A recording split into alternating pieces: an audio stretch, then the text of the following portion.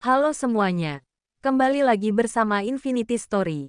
Kali ini Infinity Story akan membawakan sebuah kisah novel Donghua yang berjudul Tales of Herding Gods. Tolong bantu dukungannya dengan cara tekan tombol subscribe, like, komen, dan share.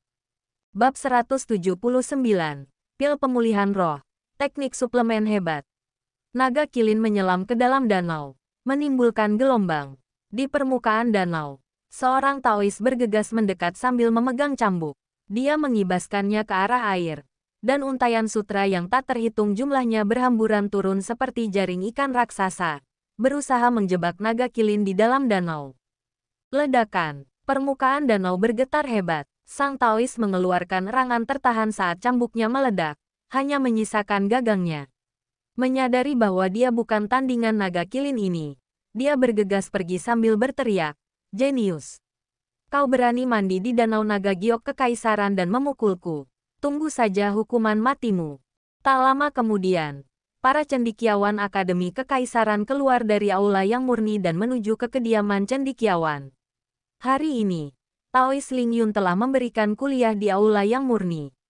Aula tersebut mengajarkan jalan pemurnian Qi, dan Taois Ling Yun terkenal karena kultivasinya yang mendalam, setelah memurnikan Qi asalnya hingga tingkat yang murni. Banyak cendekiawan belum kembali ke tempat tinggal mereka ketika tiba-tiba mereka berhenti, menoleh ke belakang dengan heran, terpaku di tempat. Seekor ikan merah, berukuran sangat besar, terbang di udara.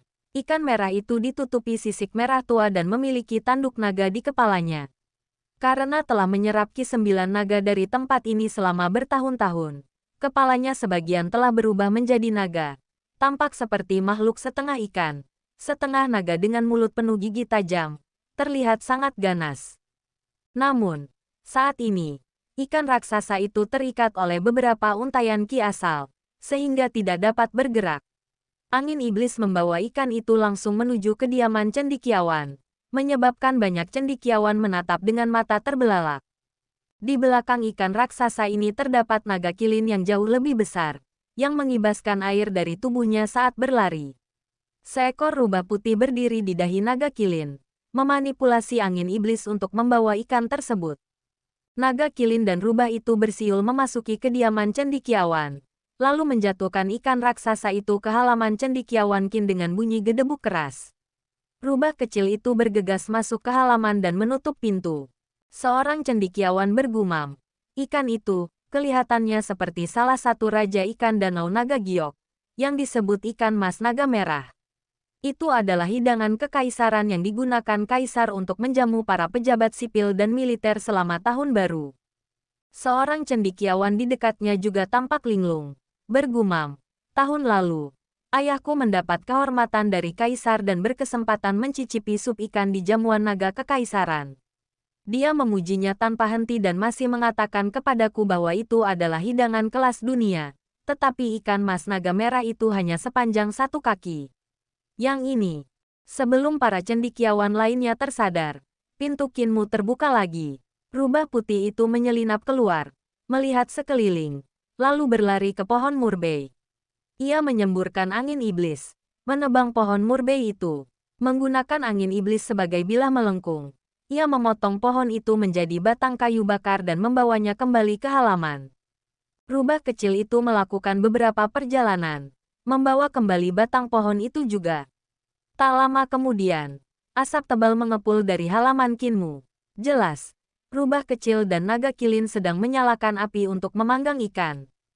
Para cendekiawan saling memandang dengan kebingungan.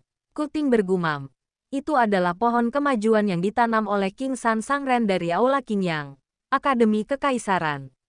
Pohon itu ditanam untuk mendorong para cendekiawan agar tekun dalam belajar." Tak lama kemudian, aroma yang menggugah selera memenuhi kediaman para cendekiawan. Banyak cendekiawan meneteskan air liur, saling memandang. Rubah dan naga kilin yang dibawa oleh orang terlantar dari reruntuhan besar itu telah membunuh Raja Ikan dari perairan Kekaisaran Danau Naga Giok, menebang pohon kemajuan yang ditanam oleh King San Sangren, dan sekarang memanggang ikan di atas api. Dengan perilaku gegabah ini, apakah mereka sedang merencanakan pemberontakan? Tuan muda, bagaimana rasanya? Percakapan antara pemuda itu dan rubah terdengar dari halaman Kinmu. Suara Kinmu berkata, "Tidak apa-apa, tetapi ikan ini tidak direndam bumbu, jadi rasanya kurang. Daging ikan paling baik direndam selama sehari semalam agar terasa renyah dan empuk. Ikan ini besar sekali. Dari mana asalnya?" "Dari danau." "Begitu. Saya pernah memancing di danau bersama sang peminum agung dan melihat beberapa ikan merah besar. Tetapi saya hanya menangkap satu ikan mas krucian 9 naga. Ukurannya kecil, tetapi supnya sangat segar. Memanggang ikan dengan kayu murbei itu enak. Aromanya manis dan asam seperti buah murbei." Para cendekiawan di kediaman itu semuanya menunjukkan ekspresi puas. Kuting berbisik sambil tertawa. Cendekiawan Qin pasti sudah mati. Di halaman, Kinmu menusukkan tongkat kayu tebal, memutar ikan mas naga merah di atas api yang besar. Naga kilin mengendalikan intensitas nyala api kayu murbei, memanggang ikan raksasa itu hingga empuk di dalam dan hangus di luar. Naga kilin mengendalikan api, membiarkan panas menembus daging dan tulang ikan. Kayu murbei masih hijau dan mengandung kelembapan, sehingga menghasilkan asap. Hulinger mengendalikan angin, membiarkan sedikit asap meresap ke dalam daging ikan. Mereka juga mengisi perut ikan dengan daun murbei, daun bawang, dan jahe. Perut ikan itu penuh dengan minyak ikan yang lembut, yang mendesis dan menetes ke dalam api saat dipanggang. Aroma asap biru dari minyak ikan yang terbakar sangat menggugah selera. Setelah seluruh ikan matang, Hulinger segera menggunakan pedang melengkung berbilah angin untuk memotong daging dari bagian perut, di mana dagingnya paling lezat. Keahliannya dalam menggunakan pisau sangat luar biasa. Setiap irisan ikan dipotong dengan sempurna. Pada saat yang sama, dia mengatur piring sedemikian rupa sehingga setiap irisan jatuh ke piring yang sesuai. Setiap potongan ikan tampak tembus cahaya, seperti potongan giok putih lembut dan kenyal dari lemak domba. Kinmu menekan api untuk mengurangi panasnya. Manusia, rubah, dan naga kilin duduk di dekat api, memakan ikan bakar. Hati Kinmu berdebar ketika ia teringat akan teknik aneh dari kitab suci pemeliharaan iblis surgawi yang disebut teknik suplemen agung pil pemulihan roh. Ia segera mengalirkan ki asalnya untuk mengaktifkan teknik tersebut, mempercepat pencernaan. Tak lama kemudian, perutnya kembali kosong, dan ia terus memakan ikan bakar di sekitar api unggun tanpa berhenti. Nama teknik ini aneh, dan teknik itu sendiri bahkan lebih aneh. Metode kultivasi teknik suplemen agung pil pemulihan roh terutama bergantung pada makan. Teknik ini dapat mengubah makanan menjadi energi tubuh atau ki asal, memperkuat tubuh dan tulang serta meningkatkan kultivasi. Karena itu, teknik ini disebut teknik suplemen agung pil pemulihan roh. Tubuh Kinmu saat ini lemah dan kurus. Dia perlu memulihkan kelelahan fisik dari periode ini. Dengan ikan bakar yang sangat besar di hadapannya, dia bisa menggunakan teknik ini untuk menyehatkan tubuhnya. Ikan ini, bagaimanapun juga, adalah spesies langka. Hidup di Akademi Agung selama bertahun-tahun dan menyerap ki 9 naga. Ikan ini lezat dan bergizi. Kinmu, yang berada dalam kondisi kelelahan fisik, mengaktifkan teknik aneh ini dan merasakan makanan itu dengan cepat berubah menjadi nutrisi yang diserap oleh anggota tubuh dan tulangnya. Otot-ototnya yang menyusut perlahan mulai membesar. Meskipun prosesnya lambat, Kinmu memperkirakan bahwa dengan menghabiskan ikan sepanjang 2 hingga 3 zang ini, otot-ototnya akan kembali pulih. Hulinger benar-benar tidak bisa makan lagi. Naga kilin terbiasa memakan pil roh api merah. Jadi daging ikan itu tidak begitu cocok dengan seleranya. Dan ia berhenti setelah beberapa suapan. Hanya Kinmu yang tetap di sana, berpesta dengan lahap. Tiba-tiba, terdengar ketukan dari luar. Hulinger, sambil menyeret perutnya yang buncit, berlari membuka pintu. Wei Yong masuk, hidungnya berkedut. Dia tertawa. Sudah waktunya makan siang. Aku mencium aroma harum dari rumah Kakak Qin. Jadi aku datang untuk meminta makan. Wah, apakah naga singa batu di gerbang gunung itu hidup kembali? Rubah kecil, bagaimana kau bisa lebih gemuk dariku? Hulinger mendengus. Wei Yong kemudian melihat Kinmu duduk di dekat api dan semakin terkejut. Lalu berteriak, "Rubah kecil, apakah kau menguras habis kekuatan Kakak Qin melalui kultivasi ganda?" Bagaimana dia bisa jadi begitu kurus? Hulinger merasa marah sekaligus cemas. Aku belum menguras energinya. Jangan bicara omong kosong. Bukan kamu. Lalu siapa? Wei Yong berpikir. Aku sudah tahu ada masalah ketika kakak Qin langsung bertanya di mana letak rumah bordil begitu memasuki kota. Benar saja. Tubuhmu tidak akan sanggup menanganinya, kan? Qinmu tidak tahu harus tertawa atau menangis. Lalu mempersilakan pria itu duduk. Wei Yong tidak berbasa-basi. Dia merobek sepotong besar ikan dan mencicipinya. Rasanya sangat licin sehingga lidahnya hampir masuk ke perutnya. Dia terkejut sekaligus memujinya. Berkata dengan suara teredam, "Kau sudah tidak menghadiri kuliah selama beberapa bulan." Beberapa anggota Akademi Kekaisaran agak tidak senang. Mengatakan bahwa sarjana Akademi Kekaisaran itu bodoh dan kaisar seharusnya tidak mempromosikanmu. Ngomong-ngomong, apa yang terjadi? Mengapa tubuhmu begitu kurus? Aku melakukan kesalahan dalam kultivasiku dan hampir kehilangan nyawaku. Qinmu berkata, untungnya, aku menemukannya tepat waktu. Sekarang aku sedang memulihkan diri. Wei Yong tertawa. Kau cukup berani. Nekat berlatih kultivasi tanpa perhitungan. Aku sekarang adalah sarjana Akademi Kekaisaran dan memiliki status tertentu di Istana Adipati. Pil obat apa yang kau butuhkan?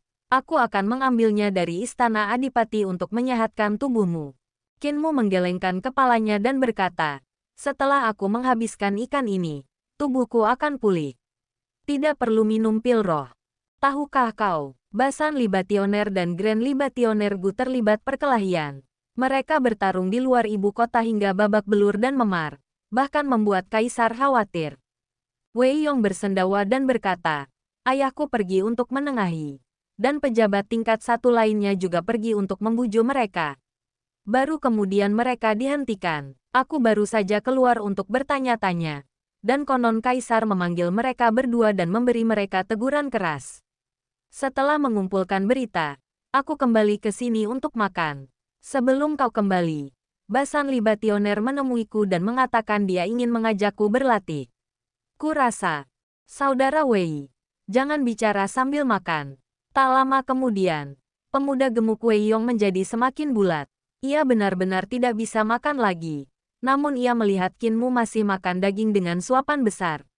Potongan demi potongan ikan masuk ke perutnya. Tetapi perutnya tampak tidak membuncit. Wei Yong tercengang melihat tubuh Qinmu yang kering dan kurus tiba-tiba membengkak seperti sedang dipompa. Seluruh tubuhnya terasa berotot, yang membuatnya semakin terkejut. Saat ikan raksasa itu selesai dibuat, hanya tersisa kerangka ikan besar sepanjang lebih dari 3 zang. Tubuh Qinmu telah kembali ke keadaan semula, bahkan tampak sedikit lebih kuat dari sebelumnya, membuat Wei Yong sangat iri. Di mana kamu membeli ikan seenak itu? Mulut Wei Yong berair, dan dia ingin lebih banyak tetapi tidak bisa makan. Dia bertanya, aku belum pernah melihat ikan sebesar ini di pasar ibu kota, dan aku juga belum pernah makan ikan seenak ini. Aku harus membeli beberapa untuk makan pribadiku. Qinmu berkata dengan santai, saya menangkapnya dari Danau Naga Giok. Mata Wei Yong membelalak, dan dia segera bertanya, Danau Naga Giok yang mana? Yang ada di Akademi Agung kami. Wei Yong bergidik dan berkata dengan suara gemetar, Danau Naga Giok milik Akademi Agung kita. Ikan ini adalah salah satu raja ikan di Danau Naga Giok. Qinmu menatap Hulinger. Hulinger mengangguk dan berkata, aku menyuruh naga besar untuk memilih ikan yang besar untuk ditangkap, dan dia menangkap ikan terbesar ini. Wajah Wei Yong memucat, melihat dedaunan dan ranting pohon murbei yang berserakan di halaman. Dia berkata dengan gemetar, baru saja aku melihat hanya tersisa tunggul pohon kemajuan di kediaman cendekiawan. Mungkinkah pohon murbei besar itu disebut pohon kemajuan? Hulinger berkata dengan heran. Pohon punya nama. Wajah Wei Yong pucat pasi. Ia berjalan keluar dengan langkah terhuyung-huyung, tampak kebingungan. Menebang pohon kemajuan dan menggunakannya untuk memanggang Raja Ikan Danau Naga Giok. Bahkan memiliki beberapa kepala pun tidak akan cukup bagi kaisar untuk memenggalnya. Aku belum pernah ke sini. Aku belum pernah ke sini. Bab 180. Memberi kesulitan. Seorang Hulinger dan seekor singa berkepala naga membuat keributan di Danau Naga Giok. Mereka tidak hanya mandi di danau itu, tetapi mereka juga memukulimu. Gu Linuan baru saja kembali dari istana ketika seorang Taois yang menjaga Danau Naga Giok datang untuk mengeluh. Gu Linuan terkejut dan langsung berkata, Raja ikan di antara ikan mas naga merah juga direbut oleh naga singa itu. Hulinger dan naga singa siapa yang begitu berani? Aku baru menjabat sedikit lebih dari sebulan. Dan ini terjadi. Siapa yang mencoba memperlakukanku dengan tidak adil? Sebelum dia sempat mencerna berita itu, orang lain datang untuk melaporkan. Pemberi minuman agung. Hulinger yang disimpan oleh cendekiawan Akademi Kekaisaran. Kinmu dari kediaman cendekiawan menebang pohon kemajuan untuk memanggang ikan. Ikan itu tampak seperti raja ikan dari Danau Naga Giok dan telah dimakan. Cendekiawan Akademi Kekaisaran Kinmu dan cendekiawan Akademi Kekaisaran Wei Yong saat ini sedang merapikan tulang-tulang ikan, mencoba menghancurkan bukti. Gu Linuan terkejut sekaligus gembira. Sambil tertawa, anak ini. Tadinya aku khawatir tidak tahu harus berurusan dengannya. Dan sekarang dia menyerahkan diri kepadaku. Masalah ini saja sudah cukup untuk menghukumnya 100 kali lipat. Sekarang si Basan yang keras kepala itu pasti sudah tidak punya kata-kata lagi, kan? Dengan semangat tinggi, ia segera berdiri dan berkata, Ayo, ikuti aku untuk menangkap mereka sekarang juga. Kita membutuhkan bukti fisik dan saksi. Kita akan mengirim mereka langsung ke pengadilan yudisial dan membiarkan Menteri Pengadilan Yudisial menginterogasi mereka dan menjatuhkan hukuman mati kepada seluruh klan. Kemudian, aku akan mengirimkan surat peringatan ke istana untuk melaporkan hal ini. Sarjana bernama Wei Yong itu, tangkap dia juga, dan dakwa mereka berdua bersama-sama. Gu Linuan tertawa. Aku hanya bertanya siapa yang memberiku sepatu kecil untuk dipakai. Sekarang sepertinya sepatu ini tidak kecil. Ukurannya pas sekali. Gu Linuan dan yang lainnya menerobos masuk ke kediaman cendekiawan. Tetapi Kinmu tidak ada di halaman. Hanya ada seekor rubah dan seekor naga kilin yang sedang tertidur. Gu Linuan membangunkan naga kilin dan bertanya, kemana anak laki-laki bernama Qin pergi? Naga kilin mendongak, melirik mereka, dan berkata dengan lesu, dia tadi ada di sini. Tetapi orang-orang dari istana datang dan mengundangnya. Mungkinkah Kaisar sudah mengetahui hal ini dan memerintahkan agar dia dibawa ke istana untuk dieksekusi? Gu Linuan terkekeh. Anak itu masih memegang pedang Sao Baoku. Hukuman mati terlalu ringan untuknya. Untuk apa kalian semua berdiri di sana? Tangkap rubah dan naga kilin. Aku akan pergi ke istana untuk menghadap Kaisar dan melihat sendiri bagaimana anak itu mati. Setelah mengatakan itu, dia bergegas pergi. Beberapa pemuja yang datang bersamanya dan Taois yang menjaga Danau Naga Giok dengan cepat mengaktifkan rantai untuk mengunci naga kilin. Hulinger mencoba melarikan diri tetapi juga tertangkap. Gu Linuan bergegas masuk ke istana dan meminta untuk bertemu Kaisar. Setelah beberapa saat, seorang penjaga mengumumkan, Yang Mulia berada di Taman Kekaisaran. Tuan Gu, silakan pergi ke sana. Gu Linuan terkejut, memenggal kepala anak Qin itu di Taman Kekaisaran. Tampaknya Yang Mulia benar-benar murka. Ia tiba di Taman Kekaisaran dan mendengar tawa. Gu Linuan dipenuhi keraguan dan kecurigaan. Saat mendekat, ia melihat Kaisar Yan Feng menopang Ibu Suri, dengan beberapa pejabat mengikuti di belakang. Qinmu berada di sebelah kiri dan belakang Ibu Suri. Dan setelah ia mengatakan sesuatu, Ibu Suri tertawa. Kaisar Yan Feng melihatnya, memberi isyarat agar dia maju, dan berkata dengan ramah, apakah menteri ada urusan di sini? Gu Linuan ragu sejenak sebelum berkata, Sarjana Qin membiarkan naga kilin melompat ke Danau Naga Giok, di mana ia menangkap raja ikan dan memakannya. Danau Naga Giok adalah sumber air minum kerajaan, dan ikan mas naga merah adalah bagian dari hidangan kekaisaran. Kelancangan Sarjana Qin adalah pelanggaran berat yang dapat dihukum mati. Saya tidak berani menyembunyikannya. Jadi saya datang untuk melaporkannya kepada Yang Mulia. Apakah hal seperti itu benar-benar terjadi? Kaisar Yan Feng menatap Qinmu di sampingnya dan bertanya, apa yang ingin disampaikan Menteri Qin? Saya orang asing dan tidak tahu aturan ibu kota. Jadi saya bertindak gegabah. Qinmu berkata, saya tidak tahu Danau Naga Giok adalah milik kerajaan. Dan saya juga tidak tahu ikan di danau itu tidak boleh dimakan. Saya merasa sangat bersalah dan meminta Yang Mulia untuk memutuskan hukuman saya. Ini adalah kejahatan berat yang dapat dihukum mati. Kaisar Yanfeng meliriknya dan berkata, meskipun aku menghargaimu, hukum tetaplah hukum. Bagaimana kau mengharapkan aku untuk menghukummu? Gu Linuan berkata sambil tersenyum menjilat. Yang Mulia, menurut hukum, seharusnya seluruh klan yang dihukum mati. Permaisuri janda tertawa dan berkata, Kaisar, saya juga berpikir tabib kecil itu harus dihukum mati. Kaisar Yanfeng sedikit terkejut dan bertanya sambil tersenyum. Mengapa ibu berkata demikian? Permaisuri berjalan maju dengan tenang dan berkata dengan santai. Tentu saja dia harus dieksekusi. Jika kau tidak mengeksekusi tabib kecil yang agung itu, bagaimana rakyat dunia akan tahu bahwa Kaisar lebih menghargai ikan daripada manusia? Jika kau tidak mengeksekusi cendekiawan Akademi Kekaisaran, bagaimana rakyat dunia akan tahu bahwa Kaisar lebih menghargai air daripada manusia? Hanya dengan mengeksekusinya rakyat dunia akan tahu bahwa Kaisar membunuh tabib agung yang terkenal di seluruh istana dan masyarakat umum dan yang menyembuhkanku. Semua itu hanya untuk seteguk air dan seekor ikan. Hanya dengan begitu mereka akan tahu bahwa Kaisar adalah seorang raja yang linglung. Kaisar Yanfeng tertawa terbahak-bahak dan melambaikan tangannya. Berkata, Tuan Gu, Anda datang mengganggu saya karena masalah sepele seperti ini. Silakan pergi. Gu Linuan tercengang. Ini, pergi-pergi. Kaisar Yanfeng melambaikan tangannya dan berkata, kau gagal menjaga Danau Naga Giok dengan benar. Tetapi aku tidak akan menghukummu untuk itu. Karena kau baru saja tiba di Akademi Agung. Apa yang kau lakukan hari ini sudah cukup membuatku pusing. Dan kau bahkan terlibat perkelahian dengan Basan Libationer. Membuatku kehilangan muka.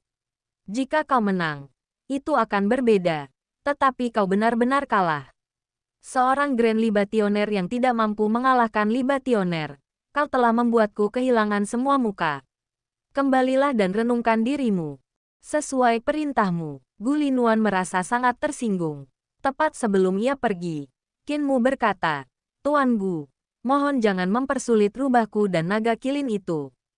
Jantung Gu Linuan berdebar kencang saat mendengar Ibu Suri tertawa. Aku ragu dia akan berani. Ngomong-ngomong, Kaisar, tabib kecil itu menyembuhkanku, dan Anda belum memberinya hadiah. Ibu, dia sudah menjadi sarjana Akademi Kekaisaran, seorang pejabat peringkat ke-6. Dia tidak bisa dipromosikan lebih tinggi untuk saat ini. Lagi pula, dia masih muda. Kita harus menunggu beberapa tahun agar para pejabat istana tidak mengatakan bahwa aku menunjukkan pilih kasih kepadanya. Dokter kecil yang luar biasa. Ceritakan lebih banyak tentang hal-hal menarik dari masa kecilmu.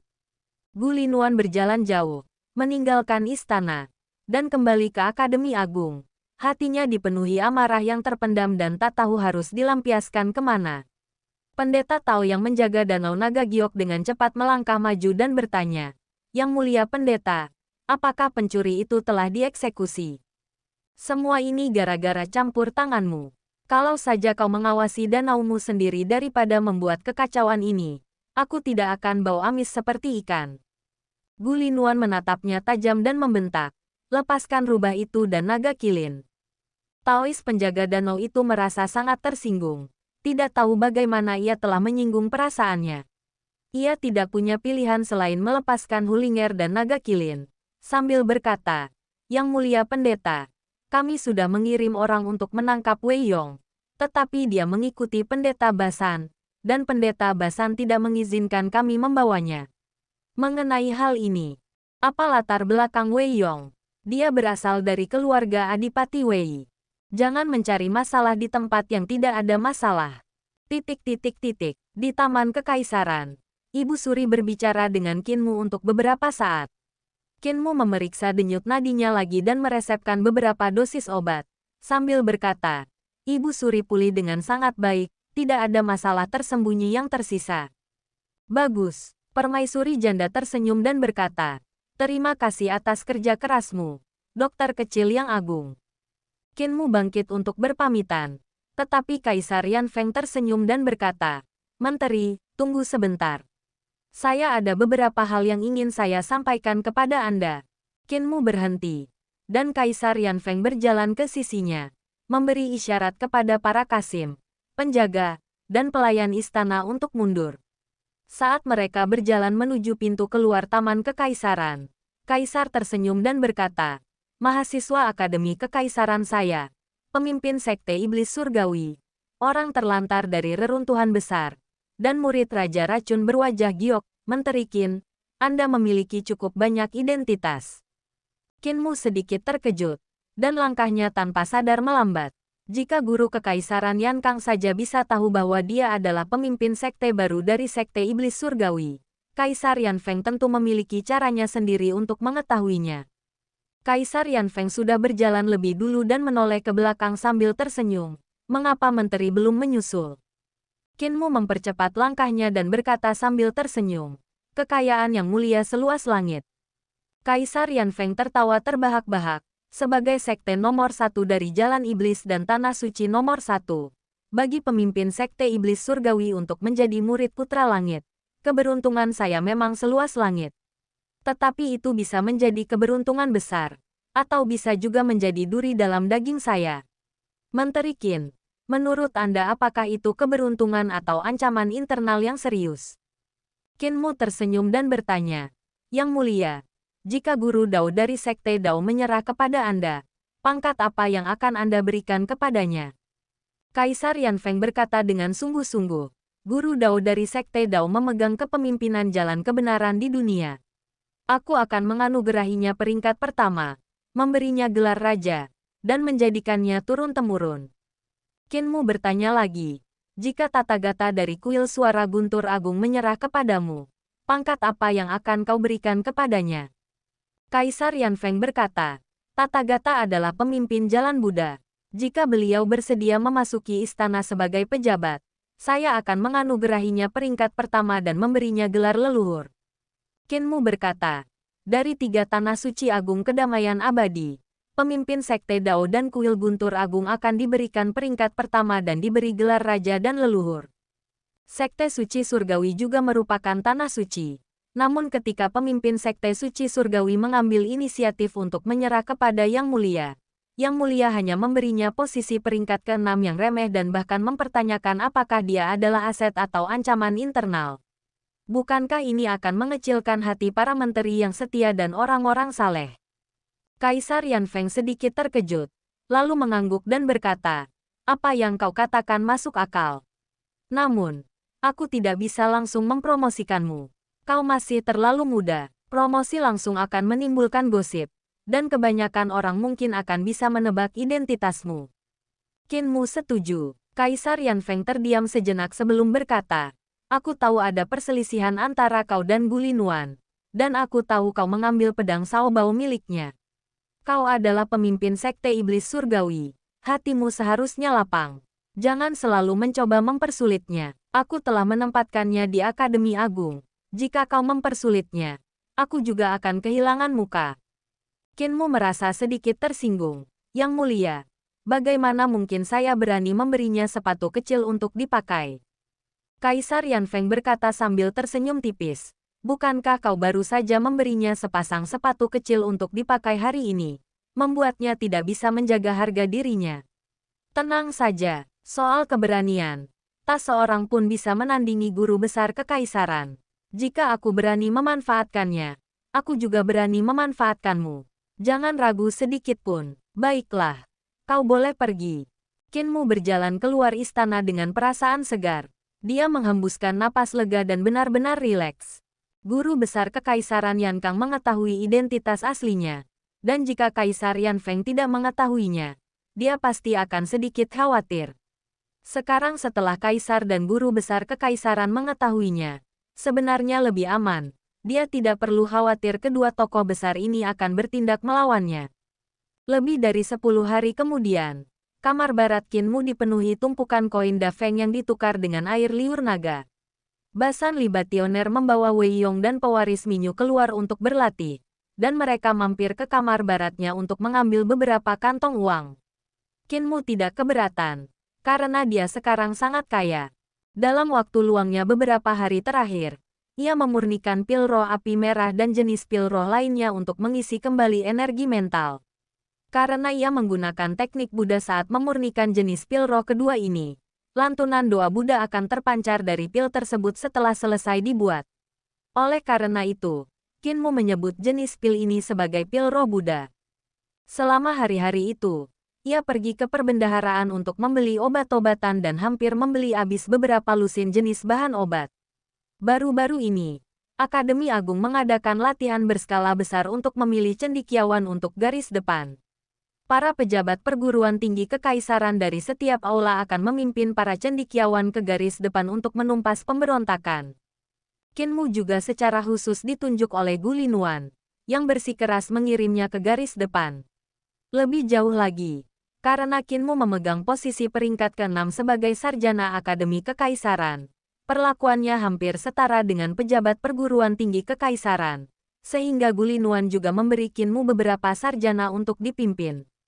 Para cendekiawan ini semuanya berasal dari alam 5 cahaya di kediaman cendekiawan. Mereka tidak memiliki banyak kekuatan tempur, dan kultivasi serta kekuatan mereka jauh lebih rendah dibandingkan dengan praktisi kemampuan ilahi di kediaman kekuatan ilahi. Bab 181. Perhitungan Misteri Agung Klasik. Dalam tim Qin Mu, selain dirinya sendiri sebagai sarjana Akademi Kekaisaran, tidak ada pejabat lain dari perguruan tinggi kekaisaran. Alasan Gu Linuan adalah karena Qin Mu adalah sarjana Akademi Kekaisaran dengan pangkat pejabat tinggi. Dia seharusnya memimpin tim sarjana sendirian. Beberapa cendekiawan yang ditugaskan kepada Qin Mu, meskipun dipilih sebagai tokoh terkemuka dari kediaman cendekiawan, jauh lebih rendah kualitasnya dibandingkan dengan mereka yang dipilih dari Taman Pangeran dan kediaman kekuatan ilahi. Akademi Agung dipenuhi oleh para ahli hebat dengan kemampuan tinggi. Gu Linuan yang membiarkan Qin Mu memimpin tim pelatihan jelas merupakan kasus dendam pribadi yang berkedok tugas publik. Para cendekiawan yang mengikuti Qin Mu ke garis depan untuk pelatihan semuanya adalah wajah-wajah yang familiar. Shen Wanyun, Biksu Yun Ke, Yue Qinghong dengan budak serigalanya, Si Yun Xiang, dan Qin Yu. Namun, Qin Yu adalah keturunan keluarga Qin dari ibu kota dengan latar belakang yang kuat. Setelah menemukan Gu Linuan dan mengucapkan sepatah kata, ia dipindahkan dari tim Qin Mu ke tim lain yang dipimpin oleh seorang pejabat dari Akademi Kekaisaran, sehingga terhindar dari regu maut Qin Mu. Qin Mu selesai memurnikan satu tungku pil roh api merah tua dan meregangkan punggungnya. Dia telah memurnikan pil selama beberapa hari terakhir agar naga kilin tidak kehabisan makanan di garis depan, sehingga dia tidak punya waktu untuk bertemu dengan para cendekiawan lainnya. Biksu Yun Ke menemukan Shen Wanyun, Yue Qinghong, dan yang lainnya, lalu berkonsultasi dengan mereka. Kali ini Sang Perjamuan Agung membiarkan Sarjana Qin memimpin kita untuk pelatihan, dan itu ke tempat pemberontakan.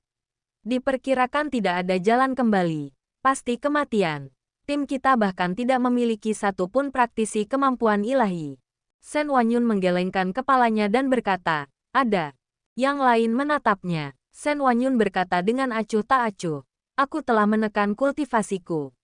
Alam saat ini, Anda bisa yakin, saya bisa menerobos kapan saja dan menjadi praktisi kemampuan ilahi dari alam 6 harmoni. Yue Qinghong berkata, aku mendengar bahwa sekte-sekte pemberontak ini sudah berkumpul ke arah selatan, berniat untuk sepenuhnya mengusir pasukan kerajaan perdamaian abadi dari selatan. Banyak pasukan sekte yang awalnya beroperasi di dekat ibu kota kini telah menghilang. Misalnya, gerbang penjinak naga telah bermigrasi ke selatan.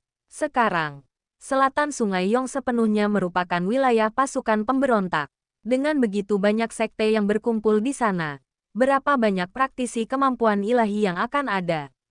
Seorang praktisi kemampuan ilahi sepertimu sama sekali tidak berguna.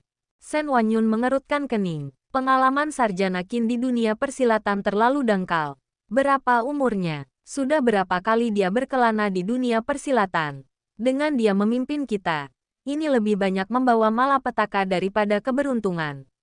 Seberapa tinggi pun kultivasi dan kekuatanku, aku akan tak berdaya. Adiksi, kau belum bicara.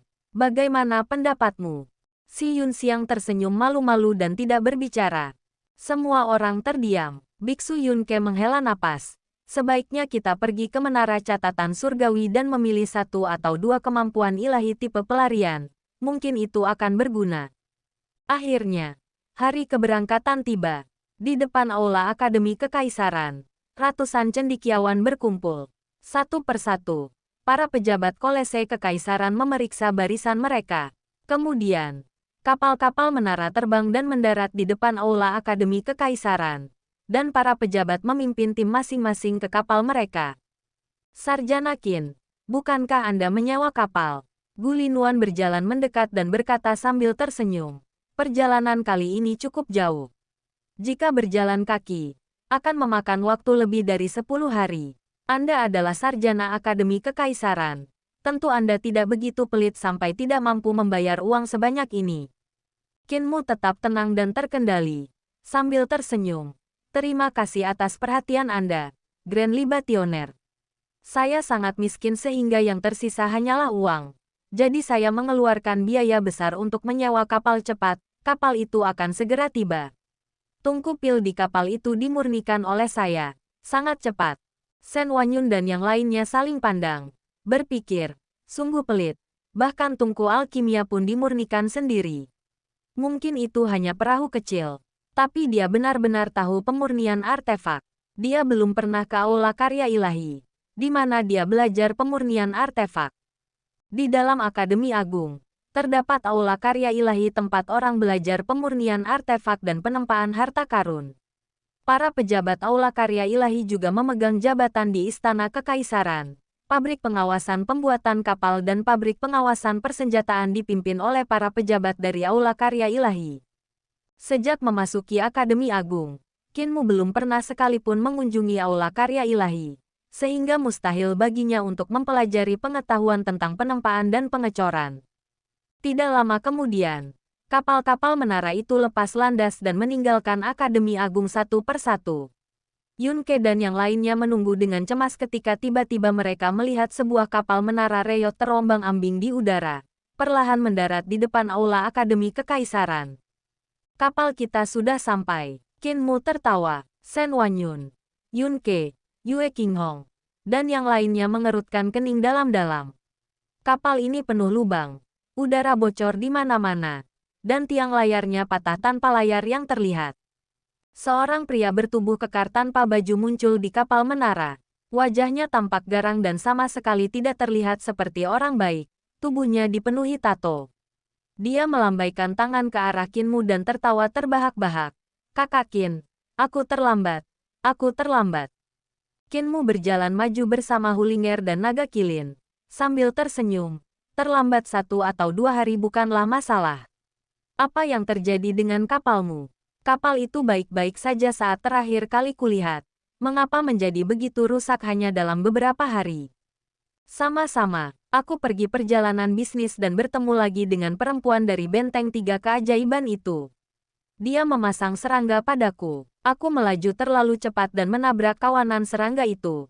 Hampir mengubah kapalku yang berharga menjadi saringan. Fan Yunxiao memandang Shen Wanyun dan yang lainnya sambil terkekeh. Para sarjana, ketika kalian menjadi pejabat di masa depan, kalian harus mengurus bisnis kecil saya. Kami baru-baru ini telah berjalan dengan baik. Yunke bergumam. Kapal ini sangat bobrok. Tidak akan hancur berkeping-keping begitu terbang ke udara, kan? Qinmu juga memiliki kekhawatiran yang sama. Kapal bajak laut pengejar awan ini benar-benar terlalu rusak. Terlihat seperti bisa hancur kapan saja. Tidak, tidak. Fan Yunxiao memberikan jaminan besar, sambil menepuk dadanya dengan keras. Saudara-saudaraku di bengkel sudah memperkuat lambung kapal dengan rune, sangat kokoh. Saudara Qin, apakah kau punya waktu untuk membantuku membangun kapal berbadan besi? Bantu aku memurnikan 2 tungku lagi dan gunakan besi hitam untuk lambungnya. Kayu memang agak rapuh. Qinmu merenung. Itu akan membutuhkan banyak uang. Besi hitamnya saja sudah merupakan pengeluaran yang signifikan. Bisakah toko Anda menanggung biaya sebanyak itu? Dan apakah Anda memiliki cetak birunya?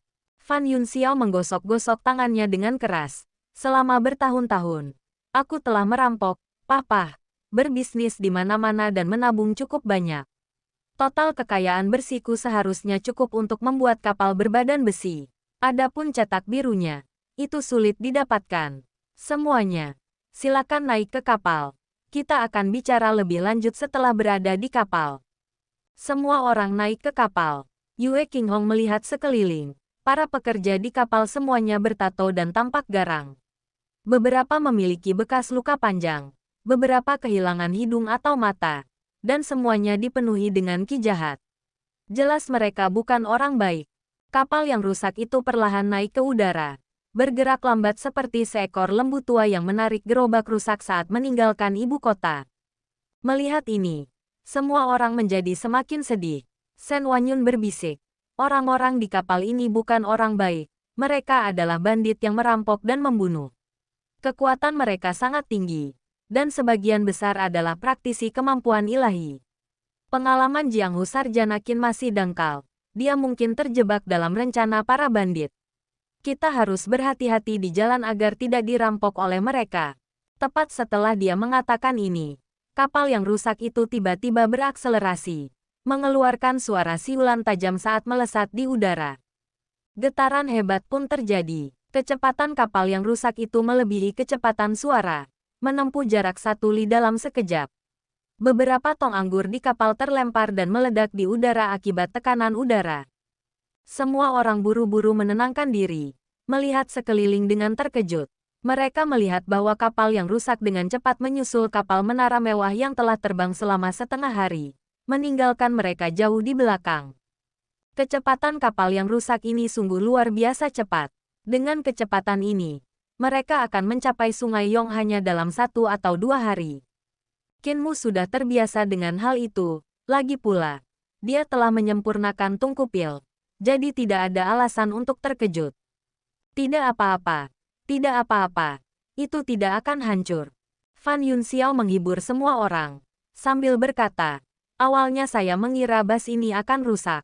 Tetapi sudah beberapa kali mengangkut penumpang tanpa mengalami kerusakan. Mungkin kali ini juga tidak akan rusak. Suara mendesing. Sebagian D terangkat oleh angin kencang dan terlempar ke belakang dengan bunyi berderak. Fan Yunxiao berkata dengan penuh percaya diri. Jangan khawatir. Ini tidak akan hancur. Nomor 2. Bawa 1 papan. Bawa 1 lagi. 1 lagi akan tertiup angin. Tenang. Tenang. Aku sudah berpengalaman.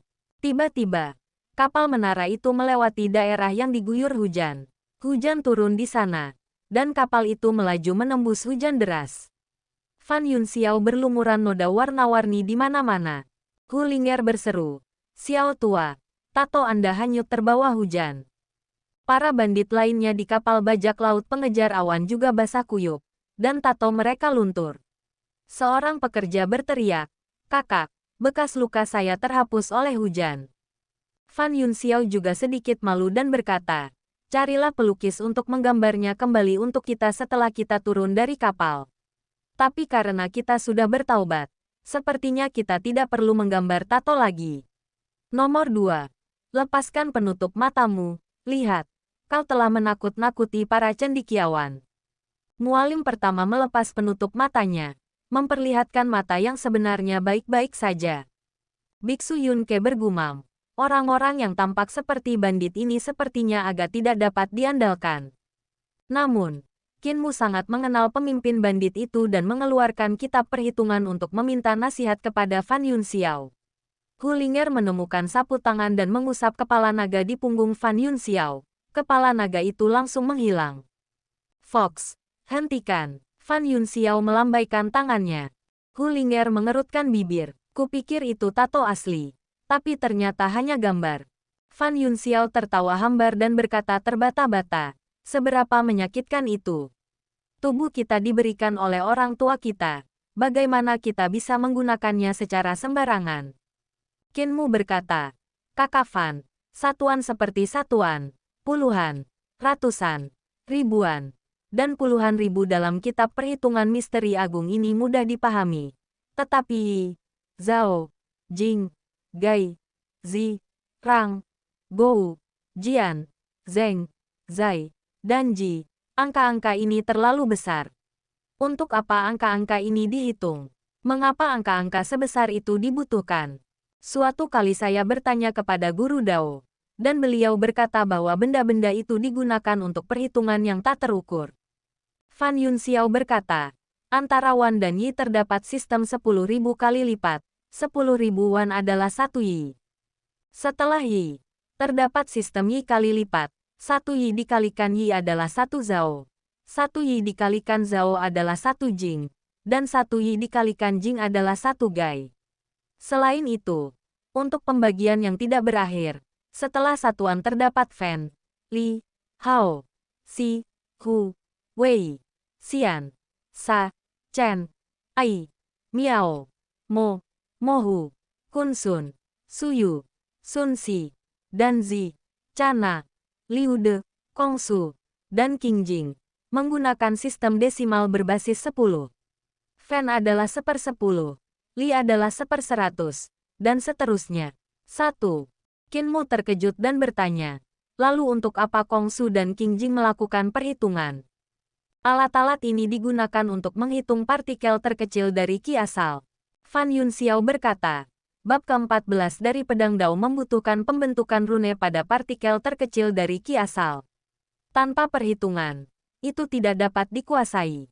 Qinmu terkejut dan menatap kitab perhitungan misteri agung, merasa sedikit pusing. Saat membuat berbagai harta karun, Anda juga perlu menggunakan perhitungan ini. Kesalahan kecil di awal akan menyebabkan kesalahan besar di akhir. Qinmu setuju dan memuji. Pencapaian Sekte Dao dalam numerologi sungguh luar biasa. Ia dengan rendah hati meminta nasihat, dan Fan Yunxiao menceritakan semua yang ia ketahui. Fan Yunxiao telah menguasai bab kelima dari Pedang Dao, dan pencapaiannya dalam numerologi sangat tinggi. Bab 182, Perairan di Selatan terlalu dalam. Kapal bajak laut pengejar awan terbang selama 1,5 hari sebelum akhirnya tiba di Sungai Yong, berlayar menuju perkemahan di tepi sungai. Daerah di sepanjang sungai di prefektur Lizhu sudah dijaga ketat. Tentara telah mendirikan lebih dari 200 benteng air dalam sebuah kam yang berkesinambungan, dengan banyak tentara dan kuda. Ketika mereka tiba, pertempuran sengit hampir berakhir. Kapal-kapal menara berkeliaran di permukaan sungai. Beberapa telah rusak, dengan tiang dan geladak terbakar, mengeluarkan kepulan asap tebal. Mayat-mayat mengapung satu persatu di permukaan sungai. Para prajurit di kapal menara sedang menebar jaring ikan untuk menyelamatkan jenazah, menangkapnya dengan kail dan menggantungnya di buritan, bersiap untuk menyeretnya ke darat untuk dimakamkan. Qinmu membuka mata langit birunya dan melihat ke arah tepi sungai seberang. Terlihat sebuah kota bobrok tempat pertempuran sporadis masih berlangsung. Sementara berbagai warna cahaya dari kemampuan ilahi masih meletus di dalam kota tersebut. Namun, skala pertempuran itu sudah sangat kecil. Kemungkinan besar pasukan kerajaan perdamaian abadi sedang membersihkan musuh-musuh di kota tersebut. Fan Yunxiao menghentikan kapal menara dan perlahan turun menuju kam militer. Para perwira terbang ke kapal untuk bertanya. Setelah mengetahui bahwa mereka adalah cendekiawan Akademi Kekaisaran, mereka segera mengibarkan bendera, memberi isyarat kepada para pemanah di bawah untuk menurunkan busur mereka. Kapal menara itu mendarat di kam militer. Mata Fan Yunxiao, satu hitam dan satu putih, memandang pertempuran sporadis di tepi seberang. Dia melirik Shen Wanyun, Yun Ke, dan yang lainnya, menggelengkan kepalanya. Saudara Qin, beberapa cendekiawan ini hanya bisa menahanmu. Mereka tidak akan banyak membantu. Dalam pertempuran skala besar, kalian para cendekiawan sama sekali tidak berguna dan akan sulit untuk bertahan hidup. Aku pergi. Begitu aku mendapatkan cukup besi hitam dan cetak biru kapal harta karun, aku akan datang mencarimu. Setelah mengatakan itu, dia menyuruh para bandit di kapal untuk menyalakan tungku pil dan terbang pergi. Yun Ke dan yang lainnya merasa sangat patah semangat. Shen Wanyun mencibir. Kekuatan orang itu tidak buruk, tetapi penilaiannya sangat bermasalah. Seorang jenderal mendekat dan bertanya, apakah kalian para cendekiawan dari Akademi Agung? Qinmu mengangguk dan berkata, apakah wakil prefek Yu Yuan Chuyu dari prefektur Lizhu berada di garis depan? Mohon sampaikan kepadanya bahwa Qinmu dari Kabupaten Dijiang ingin bertemu. Sang jenderal terkejut dan tidak berani lalai. segera bergegas pergi. Tidak lama kemudian, terdengar suara dentingan baju zirah. Semua orang mengikuti suara itu dan melihat seorang jenderal wanita berpakaian zirah berjalan mendekat. Sebuah helm terselip di bawah lengannya. Ia memiliki semangat kepahlawanan yang luar biasa dan sangat cantik, dengan wajah berbedak dan bibir merah yang tak terlupakan. Dia kemungkinan baru saja kembali dari medan perang, karena masih ada bercak darah di tubuhnya. Jadi, dia adalah adik Qinmu. Mata Wakil Prefek Yu Yuanchuyu berbinar saat pandangannya tertuju pada Qinmu. Adik kecil yang meninggalkan Kabupaten Dijiang beberapa bulan lalu kini telah meraih banyak kesuksesan. Aku mendengar kakakku menyebutkan tentang dirimu. Kau telah mencapai sesuatu dalam hidupmu. Dan aku sungguh bahagia untukmu. Saudari, kau terlalu memujiku. Qinmu merasa malu dan berkata, aku menyembunyikannya darimu sebelumnya. Aku tidak mengatakan bahwa aku berasal dari reruntuhan besar. Wakil Prefek Yu Yuanchuyu berkata, setelah kau pergi, aku bertanya-tanya kapan Kabupaten Dijiang pernah memiliki keluarga Qin yang mampu mendidik murid sehebat dirimu. Kemudian, saudaraku mengirim surat yang menyebutkan namamu, mengatakan bahwa kau berasal dari reruntuhan besar. Yun Ke, Yue Qinghong, dan yang lainnya terkejut. Prefektur Lizhu adalah tempat persinggahan bagi semua cendekiawan Akademi Kekaisaran yang sedang menjalani pelatihan. Mereka tidak menyangka Qinmu adalah kenalan wakil prefek Prefektur Lizhu. Pejabat lokal seperti itu pada dasarnya adalah gubernur regional berpangkat tinggi. Lebih jauh lagi, latar belakang wakil prefek Yu Yuanchuyu sangat luar biasa. Dia adalah putri dari kerajaan Yuyuan terdahulu. Pangeran Yuyuan lainnya adalah Yu Yuanchuyun, yang sekarang menjadi jenderal besar di ibu kota. Qinmu jelas hanyalah seorang pengungsi dari reruntuhan besar. Jadi bagaimana mungkin dia terhubung dengan wakil prefek Yu Yuanchuyu? Saudari Chuyu, bagaimana keadaan Sekte Abadi Mayat? Tanya Qinmu. Sekte Mayat Abadi telah kutaklukkan. Tetapi beberapa sisa-sisa mereka berhasil melarikan diri dan pergi ke perbatasan selatan. Wakil Prefek Yu Yuanchuyu memimpin mereka ke tembok kota dan berkata, perbatasan selatan saat ini dipenuhi berbagai pasukan pemberontak dan sekolah pemberontak. Faksi-faksi tersebut merupakan campuran yang kacau. Pasukan telah ditempatkan di semua kota di sepanjang sungai, berjaga dengan ketat. Kita akan menyerang perbatasan selatan dalam beberapa hari, tetapi perairan di sana sangat dalam, dan situasi saat ini masih belum jelas. Apakah airnya terlalu dalam? Semua orang terkejut. Wakil Prefek Yu Yuanchuyu tersenyum. Di masa-masa seperti ini, tahukah Anda siapa yang setia dan siapa yang hianat? Ambil contoh saya adalah putri dari kerajaan Yuyuan yang telah jatuh. Bagaimana Anda tahu saya tidak akan memberontak di saat berikutnya? Keringat dingin mengucur di dahi Shen Wanyun dan yang lainnya.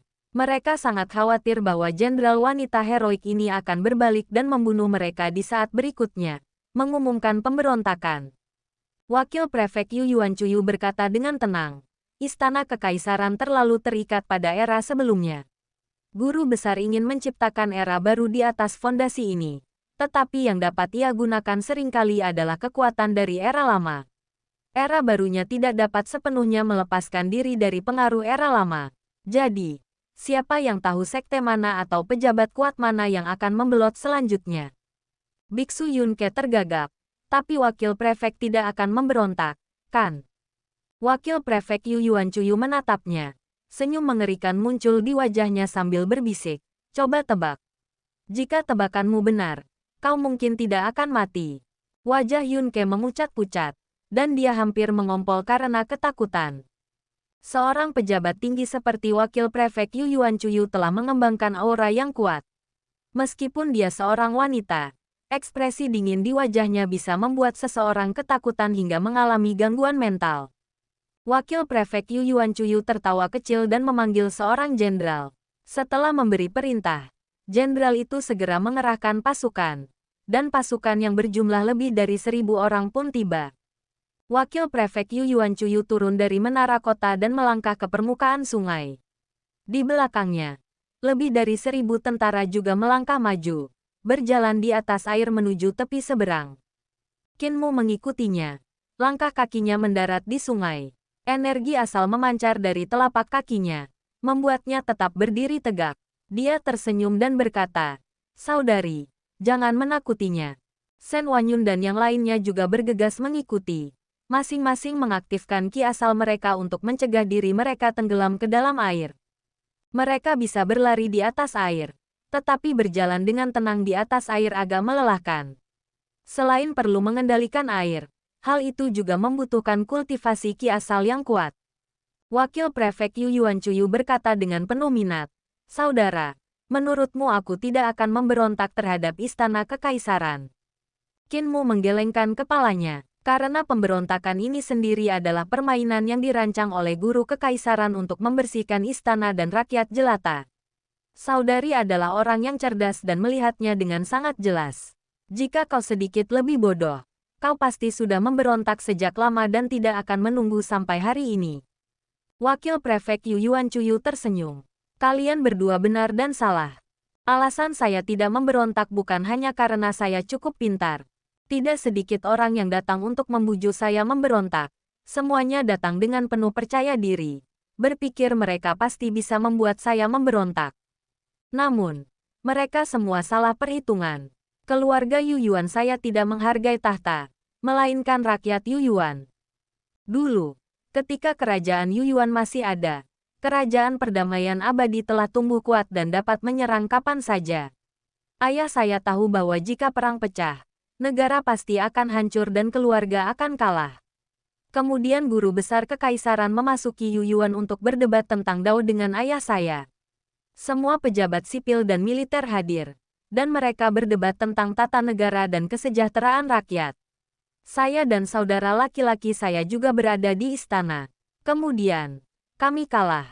Wajahnya tenang saat dia berkata, entah itu cara memerintah atau cara penghidupan rakyat, kami benar-benar kalah dan yakin.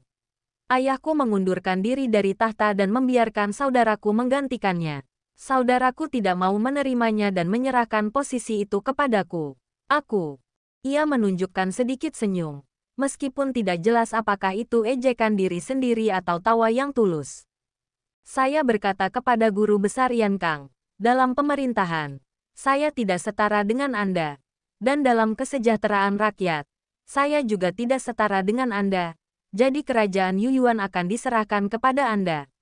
Jika pemerintahan dan kesejahteraan rakyat Anda tidak dapat memuaskan saya akan memberontak terhadap Anda di masa depan. Guru besar setuju dan membiarkan saya memerintah Yu Yuan, yang sekarang adalah Li Zhu. Jadi begitulah ceritanya. Semua orang tiba-tiba menyadari sesuatu. Hu Ling'er berkata dengan terkejut, "Saudari, jadi kau pernah menjadi kaisar wanita?" Wakil Prefek Yu Yuancuyu tertawa. "Aku pernah menjadi kaisar wanita selama sehari. Tidak ada kesenangan di dalamnya. Jika kau ingin menjadi kaisar, cari saja tempat manapun dan nyatakan dirimu sebagai kaisar. Itu hanya masalah berapa banyak orang yang kau perintah." Dia memandang kepulan asap dan api di sungai, mengalihkan pandangannya, dan tersenyum pada Shen Wanyun dan yang lainnya. "Sungguh keberuntungan kalian bisa mengikuti adikku. Keterampilannya sangat luar biasa." Yue Qinghong dan Yun Ke saling pandang, bertanya-tanya dari mana jenderal wanita ini melihat bahwa kemampuan Qin Mu luar biasa. Wakil Prefek Yu Yuancuyu teringat akan kumbang mayat merah yang ditemukan di seluruh pegunungan di utara Kabupaten Huyang. Selain kumbang mayat merah, ada juga kerangka. Daging pada tubuh itu telah larut, hanya menyisakan tulang dan pakaian. Dari pakaiannya, dia mengidentifikasinya sebagai seorang ahli dari Sekte Mayat Abadi. Meskipun sudah tidak mungkin lagi untuk mengetahui siapa ahli kultus mayat abadi ini, dilihat dari metodenya dan jumlah kumbang mayat yang dikendalikannya, tingkat kultivasinya alam tersebut kemungkinan telah mencapai alam 7 bintang. Sekte Mayat Abadi unggul dalam hal mayat dan racun. Kultivasi mereka tingkat kesulitan biasanya tidak terlalu tinggi. Tetapi ketika melawan mereka, meskipun kultivasi dan kekuatan tempur seseorang lebih tinggi, sangat sulit untuk menang. Namun, ahli dari Sekte Mayat Abadi ini telah meninggal karena keracunan. Dan orang yang meracuninya kemungkinan besar adalah adik laki-laki yang jujur dan tampak sederhana di sampingnya. Adik laki-laki ini bahkan pernah menipunya saat itu. Dan dia bahkan telah menuliskan izin perjalanan untuknya dan mengenalkannya agar bisa pergi ke ibu kota. Di lubuk hati Wakil Prefek Yu Yuan Chuyu, mengikuti orang yang licik seperti itu untuk berlatih bagi Shen Wanyun dan yang lainnya bahkan lebih aman daripada mengikuti Akademi Kekaisaran. Itulah sebabnya dia mengatakan itu adalah keberuntungan mereka. Saat sampai di seberang sungai, kota di seberang sana telah hancur hingga menara-menaranya runtuh. Tidak diketahui berapa banyak yang tewas atau terluka. Wakil Prefek Yu Yuan Chuyu memimpin pasukan memasuki kota dan berkata, "Saya tadi mengatakan bahwa situasinya sulit. Selain itu, ada lapisan lain. Lihat, saya tidak kesulitan merebut Kabupaten Lu. Saya menduduki tempat ini dengan sangat mudah. Bukankah pasukan pemberontak agak terlalu lemah?" Qin Mu sedikit terkejut, memancing musuh masuk lebih dalam. Ini bukan hanya memancing musuh masuk lebih dalam, tetapi juga para rubah tua itu belum bergerak. Mata Wakil Prefek Yu Yuan Chuyu berkilat. 3 monster tua yang melukai guru kekaisaran belum muncul. Aku khawatir ada lebih dari sekadar 3 monster tua dari era lama itu. Master Istana Qiyu Diei dari Istana Li Qing. 3 master benteng dari Benteng 3 Keajaiban. Menteri yang memberontak dari Kantor Eksekutif Agung. Raja Naga dari Gerbang Penjinak Naga. Dan ahli kuat tingkat master kultus lainnya, tidak satu pun yang muncul. Master kultus lainnya, master sekte, dan pemimpin sekte, besar dan kecil, semuanya sangat tenang. Dan, dia berbisik, siapa tahu masih ada dewa-dewa dari zaman dahulu yang masih bertahan hidup. Qin Mu gemetar beberapa kali. Shen Wanyun dan yang lainnya juga merasa merinding. Wakil Prefek Yu Yuan Chuyu jelas mengetahui banyak hal tentang era lama tetapi tidak membicarakannya secara mendalam. Dia berkata, "Jangan khawatir. Monster-monster tua ini tidak akan mudah berurusan dengan kalian para junior.